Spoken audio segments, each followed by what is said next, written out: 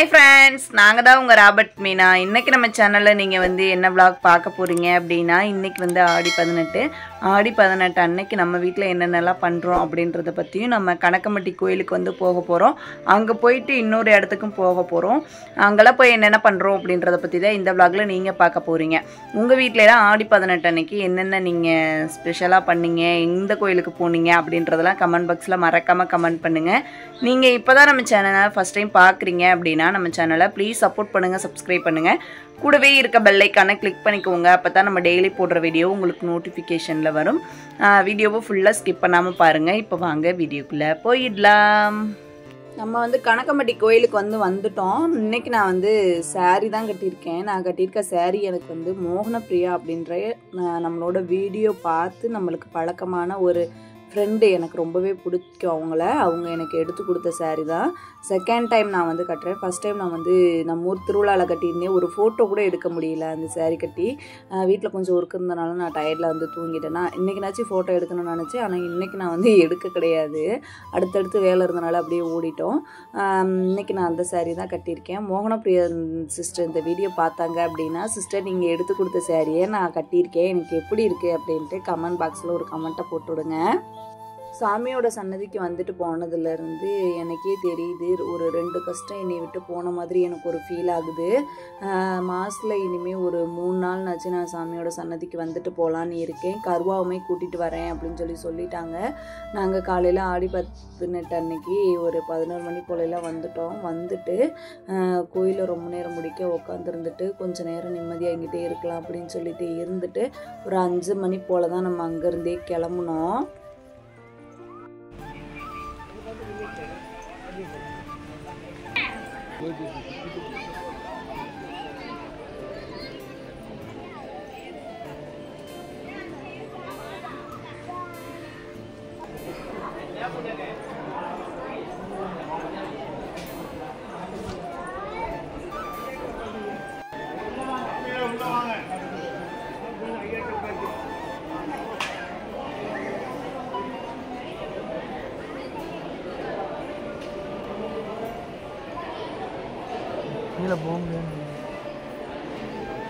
கீழே போனால் இது வழியாகவே வரணும்.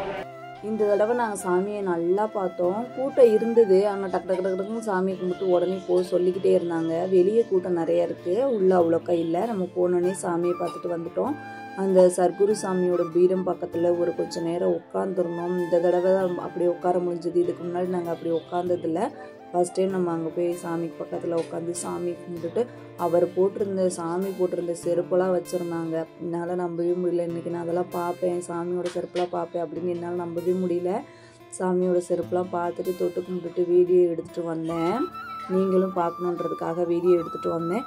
நிறைய பேர் இது எங்கே இருக்குது, இந்த கோயில் எங்கே இருக்குதுன்னு சொல்லி கேட்குறீங்க. கணக்கம்பட்டி, பழனி பக்கத்தில் கணக்கம்பட்டி அப்படின்ற ஒரு ஊரில் தான் இந்த சத்குரு சாமி கோயில் இருக்குது.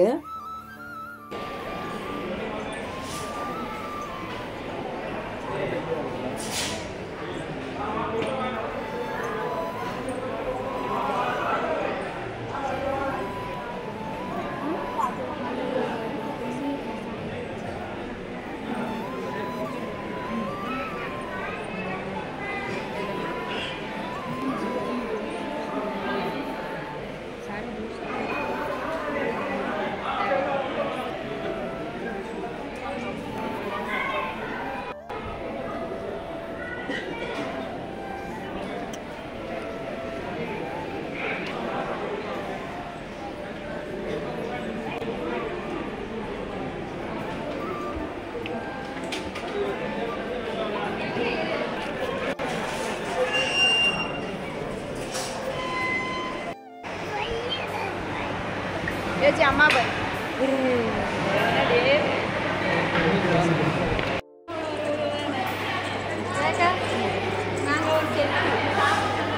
ஓகே.